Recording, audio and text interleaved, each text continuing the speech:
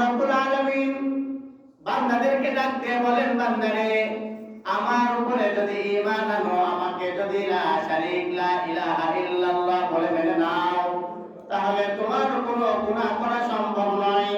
যেমন তুমি নামাজ ছাড়তে পারো না, রোজা ছাড়তে পারো না। আল্লাহ রাব্বুল আলামিন বলতেছেন, আমি আল্লাহ রাব্বুল আলামিন তুমি আমার উপরে ঈমান আনার পরে তুমি যেই দিকে তুমি সিজদা করো না কেন, নির্দিষ্ট সিজদা হলো আমাদের কাবা, চারিদিকে কাবার পাশে আমরা সিজদা করতে পারি। আল্লাহ রাব্বুল আলামিনের কথা হলো এই, তুমি একটা সিজদা দিবা, আমি আল্লাহ রাব্বুল আলামিন খুশি হয়ে যাব। কারণ হলো তুমি আমার উপরে ঈমান এনেছো, এই জন্য ওই সিজদাটা আমার কাছে অনেক দামি। সিজদা আল্লাহ তাআলার কাছে এত দামি, মুফাসসিরিন ইকরাম লিখেছেন, একটা মানুষ সে যাইতেছে অনেক দূর মরুভূমির মধ্যে, তার যে বাহন ছিল উট অথবা ঘোড়া সেটা হারিয়ে গিয়েছে। পথের মধ্যে যাইতে যাইতে কিছুক্ষণ পর সে তার হারানো মাল, ওই উট বা ঘোড়াটার বাহনটা ফিরে পেয়েছে। ওই বিপদের সময় যখন তার বাহনটা ফিরে পেয়েছে, বান্দা যেমন খুশি হয় তার থেকেও বেশি খুশি হয় কোন একজন আল্লাহ তাআলার ঈমানদার বান্দা যখন কালিমা লা ইলাহা ইল্লাল্লাহ পড়ার পরে যখন সে একটা সিজদা দেয়, তার থেকেও বেশি খুশি হয়। সুবহানাল্লাহ, সুবহানাল্লাহ। কত খুশি হয় একটা সিজদা, কিন্তু আমরা সিজদা দিতেই চাই না। আল্লাহ রাব্বুল আলামিন বলেন, ও আমার বান্দা, আমার উপরে ঈমান আনার পর আমার ফেরেশতাকে বানাইছি।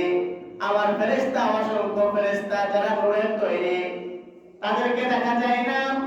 তোমার কাঁধের উপরে দুইটা ফেরেশতা দিয়েছি, কিরামান কাতিবিন। তোমার ডান কাঁধের ফেরেশতা ভালো আমল লেখে, বাম কাঁধের ফেরেশতা খারাপ আমল লেখে। এই কথাটা আমি আল্লাহ রাব্বুল আলামিন কোরআনের মধ্যে বলে দিলাম, আমার রাসূল হাদিসের মধ্যে বলে দিয়েছেন। ও আমার বান্দা, খবরদার খবরদার, আমাকে যেমন ভয় পাও ঠিক তেমন কিরামান কাতিবিন নামক দুই ফেরেশতা আছে, তোমরা তাদেরকেও দেখে ভয় পাও। কারণ তুমি ঘুমাইতে পারো, আমার ফেরেশতা ঘুমায় না। তুমি ঘুমাইতে পারো, আমার ফেরেশতা ঘুমায় না। তুমি নিঃশ্বাস বন্ধ করতে পারো, আমার ফেরেশতা নিঃশ্বাস বন্ধ করে না। তুমি চোখ বন্ধ করতে পারো, আমার ফেরেশতা চোখ বন্ধ করতে পারে না।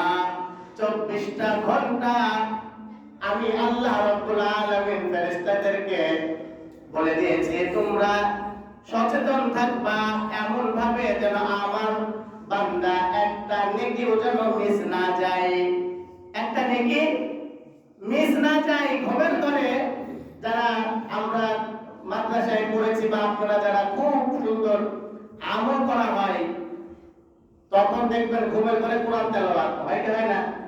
অনেক সময় হয়, জিকির হয়, কোরআন তেলাওয়াত হয়। আর মাদ্রাসার বাচ্চারা তো সব সময় পড়তে থাকে, এই অভ্যাসে তারা ঘুমের ঘরেও তেলাওয়াত করে। এই সূরা ও সূরা ছোট ছোট বাচ্চারা দেখবে সারাদিন দৌড়াদৌড়ি করে, এরা রাতের বেলায় ওই কথাগুলো আবল তাবল বলে, বলে কি বলে না? বলে। বাচ্চাকে আপনি সূরা পড়াবেন, বাচ্চা ঘুমের ঘরে সূরা পড়বে।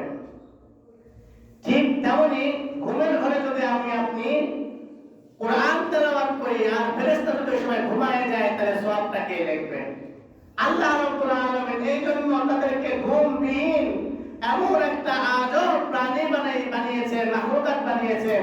তাদের কোনো ঘুম লাগে না, খাওয়া লাগে না, ইস্তিনজা লাগে না, তাদের কোনো জরুরত প্রয়োজন হয় না। সুবহানাল্লাহ। এই দুই ফেরেশতা আমাদের মাঝে আছেন। এই যে এটা ভয় করলে আমার আপনার গুনাহ করতে মন চাবে না। চাবে গুনাহ করতে? গুনাহ করতে গেলেই চিন্তা হবে আমার আল্লাহ দেখছেন, এইটা কতটা আসার কথা, ঠিক কিনা? তারপরে চিন্তা যে আল্লাহ দেখছেন, আমার কি ফেরেশতা দুইটা আছে, ওরা আবার কি গুনাহ লিখে ফেলবে। খবরদার, এইটা করা যাবে না।